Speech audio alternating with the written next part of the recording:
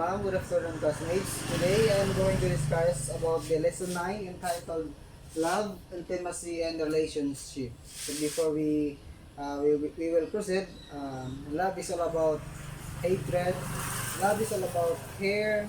Love is all about physical appearance, and love hurts. So if you love someone, you need to sacrifice. Okay? So let's proceed to the definition of terms. Love is a complex phenomenon characterized by an effective and committed relation to someone in a set of social behaviors geared toward cohesions. So love is something that both parties benefits. It's not the only one parties who sacrifice or give the effort towards the relationship. Next is the intimacy, the psychosocial component of love, knowing and being known by someone in a deeply personal level, emotional closeness and connection. So intimacy means the closeness level of your connection. Intimacy means your commitment towards your relationship.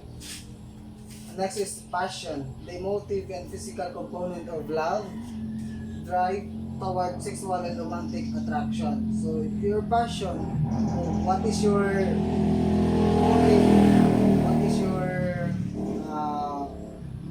your passion towards your in the condition about your love and the relationship. Commitment, decision to engage and maintain a loving relationship.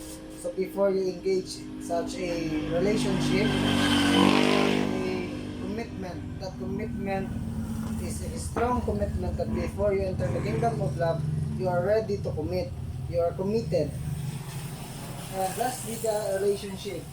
Social bond between and among individuals manifested through communication and other forms of interaction. So this relationship means relationships is the process of which the both parties are involved in order to fall in love. So relationship does not include only one person. Relationship means the connection or interrelation of one person to another person. Well, let's proceed to introduction. So according to the PINA 2015, Philippine is the most expressing about love when conducted okay.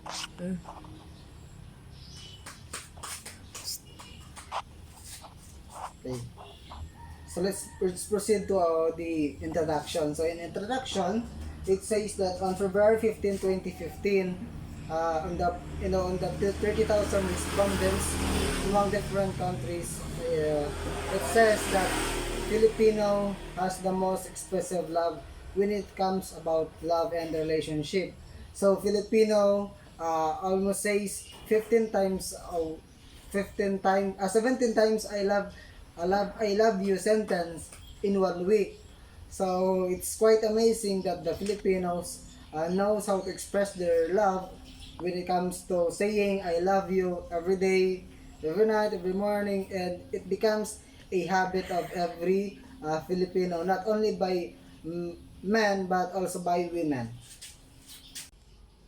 Okay, let's move on to love as a human experience. Love is a human experience defined and conceptualized. Love is a human experience. It's because when we were born, our family shows us the love and care towards us. So love is an experience of a person, but it is different from other love that you are thinking right now, because love, there are so many definitions about love, and love is something that explain about this, that it's all about human experience. So love that belongs sexual intercourse, sexual appearance, and sexual greed is different from human experience about love. Love as a culture universal. Love is a construed as a culture universal. A culture is a phenomenon experienced similarly by people across time and cultures. This means that human, whether those who live in the past or who are living now, regardless of their geographic location and cultural abilities, have experienced love in one way or another. Okay, love is considered universal. Okay, it's because love, we experience love from our families, from our friends far apart. So, no matter what kind of love is that, as long as you showcase love, it is love. And uh, love is not only experienced by us today, but also by those people in the past times. They love each other, but they shows that in different ways. But now, love is giving flowers, love is giving chocolates, and love is uh, for giving them the time that they need. So in the past times, love as a cultural universal, it is different from now because from the past, they only showcase love by giving, by saving lives, by giving the hope of a person. But now, love is defined in different ways. Okay? Love as a social phenomenon. Likewise, love is viewed as a social phenomenon. Social phenomenon are events or experience which ensure within our interaction and relationships with other people. Loving entails communication, the process of giving and receiving information between and among people. Okay? Love is all about communication. uh, Communication means you have that updates toward each other. So day by day, night by night, you are given the communication process, and the communication process is very important in you are in love. So if you are in love, you must give time and effort to communicate no matter what happened. So if you will not give a time or communicate with his or with your partner, your love, regardless of if you are busy or not. Okay, it also entails the use of language symbols that are culturally agreed upon as possessing certain meaning and that are used by people to express certain realities and worldviews. So, to our friends who are deaf and blind, they have different kinds of, there are different kinds of expressions or ways to showcase love about them. So we have that sign language, we have that through letters, by giving them letters, and to those who are blind, of course, you can tell them verbally. Love as an emotion. Love is also considered as an emotion. Emotion are physiological responses that we evaluate psychological as we experience particular life events. So, love is as an emotion. So, if you are in love, you have that kind of emotion that you cannot express, uh, you cannot control. But don't let your emotion control you when you are in love. Because sometimes that emotion will lead to depression when that a certain relationship was broken or is broken. So love as a neurobiological event with recent advancement in science, love now can be studied as neurological event. At the speed of a second, information is being passed or within our nervous system, a conglomerate or of organs, including our brain and our spinal cord and our nerves, among others, responsible for our ability to process and transmit essential information among the many organs in our body.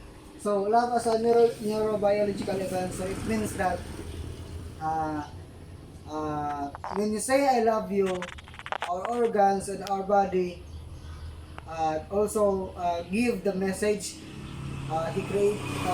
For example, I love you from the bottom of my heart. So that's not correct. So the exact term is I love you from the bottom of my heart, hypothalamus. So hypothalamus is the main organ that expresses love. So So in neurobiological development, love is also expressed with the help of our brain and our heart. So when our brain says that you are mesmerized with a person, so it will be developed and will be voiced out by your mouth. So it is a interchangeably helped by our organs. And love and intimate relationships. Love, although well studied and varied, remain abstract and obscure unless viewed in the context of human relationship. The Greek philosopher Aristotle has been widely quoted as referring to humans as social animals. Love and intimate relationships. So this means that uh, only human has the intimate relationship because they were unique and we are unique because we can express our love in different ways. We can give such flowers, such time, efforts, and physical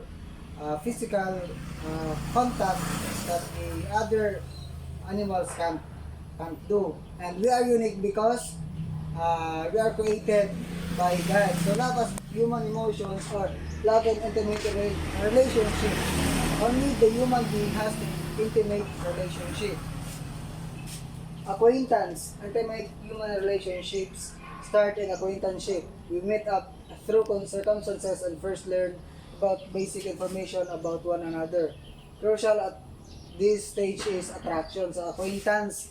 So in the first place, you meet that person accidentally uh, or through by help of Cupido or the Cupid of love. So in acquaintance, intimate human relationships start in acquaintanceship. So we meet up or you meet up through circumstances and first learn about basic information about one another. The crucial at this stage is attraction. So in this kind of phase, uh, acquaintanceship means you meet up with different circumstances that okay, it is the first move that the person is trying to do. So you get to know each one of you. You get to know what are the basic information about you, and then it follows the attraction. So when you know that the person has a good background, uh, you will attract or it varies in different ways and build up. Some acquaintanceships build up into deeper relationships. Frequency of interaction increase, kinds of activities shared becomes diverse. The involved parties begin to introduce one another to friends and families, thus making the social network larger and connected. So in build up, uh, you began to share it with your friends, with your pals, with your co-workers, and with your relatives. So when you are done, when you attract someone, when you are attracted, you shared it to some people or to other person because you want them to know that there is a certain people or person that you like. Triangular model of love. So one of the most popular theories of love is the triangular model by Sternberg 1986. A psychologist, this theory looks at love from a psychometric stance, which means that it is generally concerned about trying to measure love as a psychological variable and in determining the various dimensions and facets that love has as experienced by people. So, triangle model of love, it means that when we love someone, there is what we call that chaperon. But that one person also love the uh, when there is a lover, there is a certain person that also like that one person who tries to ruin your relationship. So that is what we call that triangular model of love by September. So romantic and companionate love. So in romantic, love is characterized uh, love is characterized by intense passion, a state of intense longing for union with your partner. So in romantic, you are longing for physical contact, you are longing for love that is a romantic, that very romantic. You want surprises, you want cake, you want everything that is that made you special, and it becomes romantic. And in companionate love on the other hand is characterized by intense intimacy, emotional closeness, which is also characterized of liking. So companionate, it comes from a word that companion. You were friends before.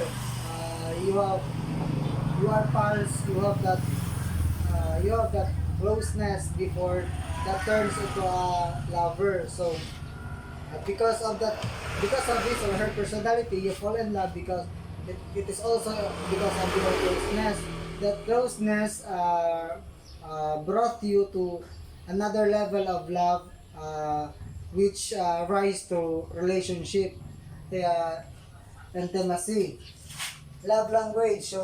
So Gary Chapman, a uh, world-renowned author, suggested that people have different varieties of ways by expressing their love, and that is love language. So other women uh, prefer to have that love language in different ways also. So in men, we exerted that efforts, extra efforts, or some surprises that made our partner happy. So we find ways in order for them to satisfy their needs or wants. And choosing love. Since love is a rather complex idea which can be described, defined, and experienced uh, by varieties of ways, several theories and frameworks offer diverse perspective on how it can be understood and explained. So, choosing love. So, love is a complex idea. Uh, Love is something that it has different meanings when it comes to different definitions. So, but we will focus on the love, which is intimacy. So, love with intimacy is different from love with your neighbors, love with your friends, and love with your family. So love with intimacy is all about it is all about the love with your partner. That partner is came from your companionate or with romantic love. So remember before that I said that companionate is characterized by the state of looking for a human union, but the companionate is the intense closeness that refers to liking a person. Okay. Psychodynamic view on love. Psychodynamic theory is a collective term which pertain to the psychoanalytic tradition forward by Simon Freud, a Viennese neurologist, as well as succeeding theories that support define of refute his propositions. In a nutshell, the psychodynamic theory posits that we have desires and motives fueled by our eros and death or thanatos or instincts. So in psychodynamic view on love is a collective term. Uh, According to Simon Freud, psychodynamic view on love is all about uh, the mutual connection between with your partner. It is all about your longing for the presence, for the romantic love, and the intimacy that the partner needed. So in a nutshell, the psychodynamic theory possesses that we desires about motives and fueled by our eros.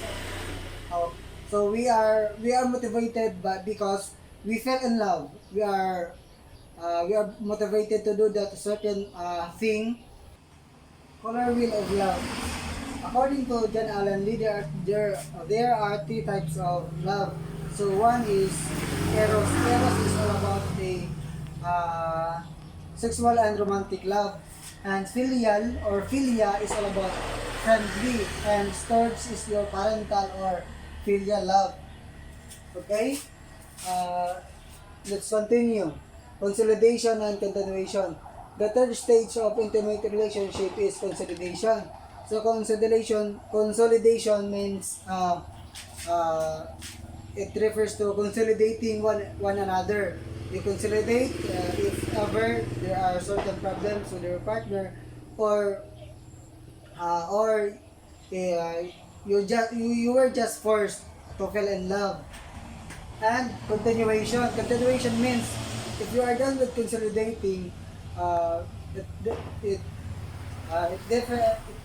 It may varies to you or it may differ because whether you like it or not, when you are in a relationship, there are times that you will continue and you will stop.